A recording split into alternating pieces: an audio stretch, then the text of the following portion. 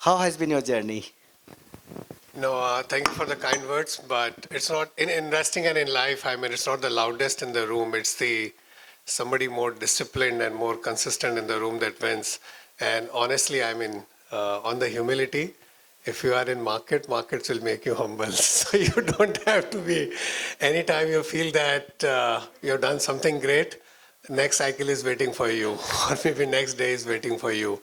But over the last like 30, 35 years, I think all of us have been very, very lucky.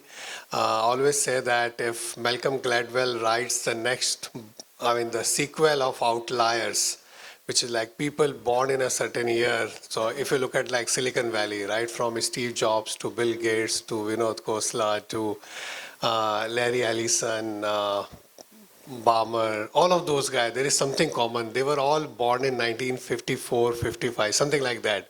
And they were exactly at the right time at the right place. And I say that people like us, and Sunil is sitting here, those of us who came in early 90s in the financial services, if you were hardworking, I mean, you didn't need like much of intelligence. If you were hardworking, if you were ethical, and if you just stayed disciplined, you have done extraordinarily well, because I think post the liberalization, the whole financial services, the way it took off, I think we were all like very lucky. And in my case, more lucky because worked with outstanding institutions, outstanding people.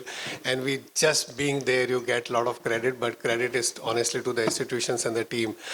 You mentioned the word like in a cutthroat competition. I tell you interesting about HDFC Group and our privilege and honor of serving HDFC. So when HDFC started, it was the first mortgage company in India.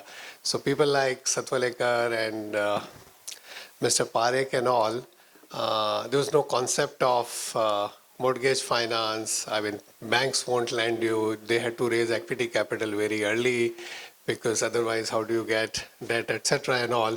They went to State Bank of India. I've heard from Mr. Satwalekar. They went to State Bank of India and they went to Canara Bank, the two largest banks. Why don't you get into mortgage business? This business will become very big. So you're basically creating your competition.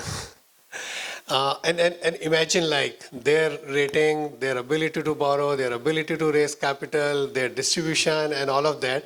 But the idea was that there's a new industry, new business. If there are good quality players, it will be good for everyone. The whole ecosystem will develop. And if you look at like our industry today, mutual fund industry, and I had the honor of chairing AMFI till a few days back and still part of the board, it's very interesting. You won't find like many industry bodies like us where we compete tooth and nail during the day. We all fight for our alpha and for our market share and all of that. But we all collaborate together, work with regulator, and of course do a campaign together, mutual fund sahi hai. And this has done magic. I mean, what we have done together to grow the industry, to create the brand, it has done like absolutely magical in last several years. So I would say I've been just too lucky to be part of this industry, very lucky to be part of great institutions and part to be great people and great friends, several of them sitting here. But this is just beginning. Somebody asked in the previous question, there was lady, I think Pooja or someone asked that, there's one company which is $5 trillion, Jensen Huang, NVIDIA. When will India have that? By the way, HDFC Bank's market cap is bigger than several of the largest banks in the world, in Europe, in Japan, in America, and also we have created outstanding institutions in India and just the evolution. By the way, in last 7 months, from the Liberation Day when the market fell in US in April, so-called Liberation Day, from there on, 3 companies, NVIDIA, Microsoft, and Apple together have added $7 trillion of market cap from early April to now, which is more than India's market cap. But this also shows the potential for us where we can reach over a period of time. It's just the evolution. In our industry, I keep saying there are striking parallels between what happened in US in 1980s and what's happening in our industry now. So we are $850 billion in mutual funds, roughly 75 lakh crores. This is where US was in 1987, 88. And if you have met anybody, Capital, Fidelity, any of those guys, they were 50, 60, $30 billion, the largest of the asset managers there, which is where Indian asset managers are. So, I mean, we have $100 billion in HDFC HDFC, AMC, that's where some of these guys would be in late 80s, early 90s. And several of them are a couple of $1 trillion. So we can see the trajectory, the size of economy, the size of capital market, number of listed companies, many things are like very, very similar. And there are like a couple of other factors where there are striking parallels. And you can imagine like next 20, 30 years, you will have asset managers managing a couple of $1 trillion. You will have several companies which are probably hundreds of billions of dollars of market cap, and we'll have a market which is substantially higher than where it is today. So I remain like very optimistic. So this is just the beginning. I think those who started the journey together, like each of you have been here for the last 3 decades. So there was a time when you used to be in a college and you used to see Sanjeev Kumar movie Lakho Ki Baat. And the Lakho used to be a number to mesmerize. This is a college day. And by the time we come to the world of Mumbai and the Six and Harshad Mata happened, then 1 crore ka suitcase, that became the talk of the town, right? And then the Ketan Parikh Sasi happened, that the 100 crore became the talk of town. And that's the time at which even the largest of the IPOs were 962 crore rupees from RPPL, right? And they were saying, oh my God, 1,000 crore kind of a valuation. From there on, if we see today, it's been like at the smaller of the company, just think of an offer for sale for 1,000 crore rupees. Leave aside this. Our friends like Awari and all were here. They created a phenomenal value of creating a multi-billion enterprise in their lifetime. How have you been mesmerized with the numbers changing from a lakh to crore to millions to billion now? So I give one number. I mean, forget the 30 years, the 90s, 80s, and all that. We manage close to like 6 lakh crores in equity AUM.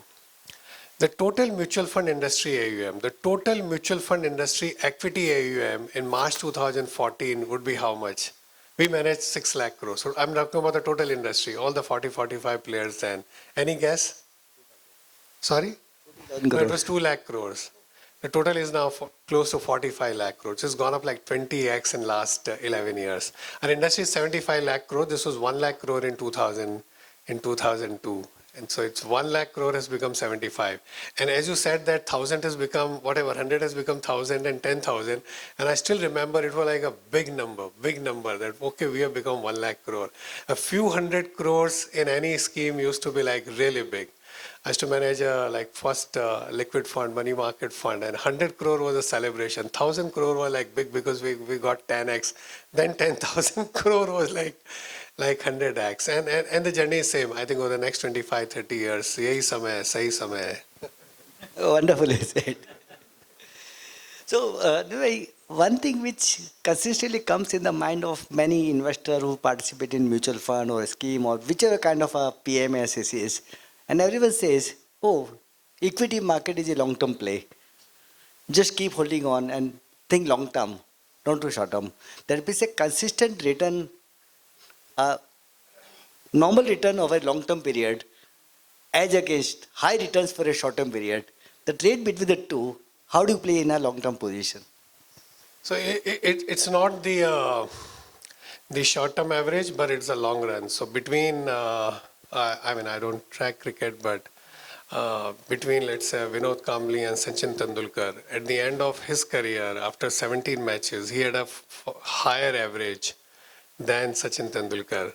And in the first match was like substantially higher than what Sachin Tendulkar. But the inning ended at 17 matches versus, let's say, somebody who made thousands of runs over a period of time. Average was still slightly lower. So I think the longevity makes all the difference. And we are in an extraordinary country. There are very few compounding stories in the world. I mean, United States is one surely, and we are like one of those very, very few where something like this has happened. It has not happened in many countries where an economy like ours for 30 year plus has delivered a nominal GDP growth of 10, 11%. You have a corporate sector, entrepreneurs, who have converted that growth into their revenues and profits. Then you have a stock market, which has converted that profit into the return for a minority shareholder, even if you own 100. And a mutual fund industry, which has delivered you that return and plus some alpha, decent alpha. Look at our funds, several of them have been around for 20, 25, 30 years. even if you invested just 500 or 1000 rupees per month, you got that. This hasn't happened in many parts of the world. Like China has been one of the biggest growth stories in last 30 years, but stock market investors didn't make money, or the mutual fund investors didn't make money the way they have made money here.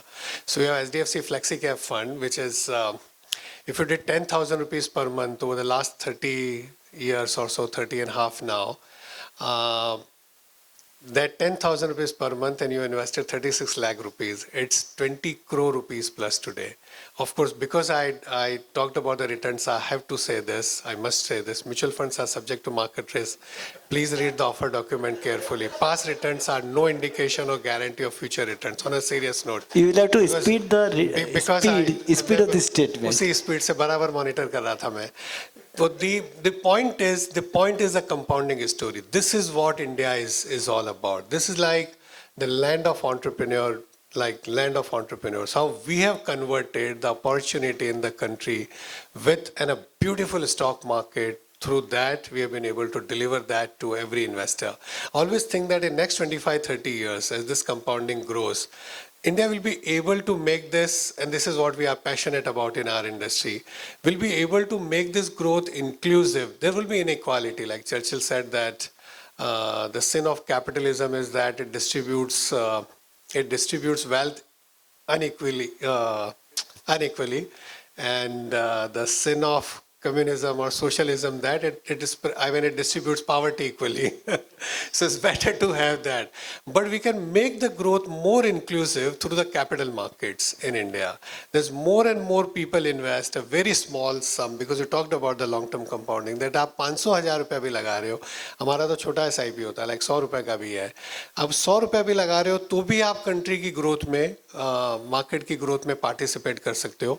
This is a very wonderful instrument for us to make the growth like highly inclusive than many other parts of the world. So you have been saying the fundamental of sound investing is asset selection, asset allocation rather than asset selection.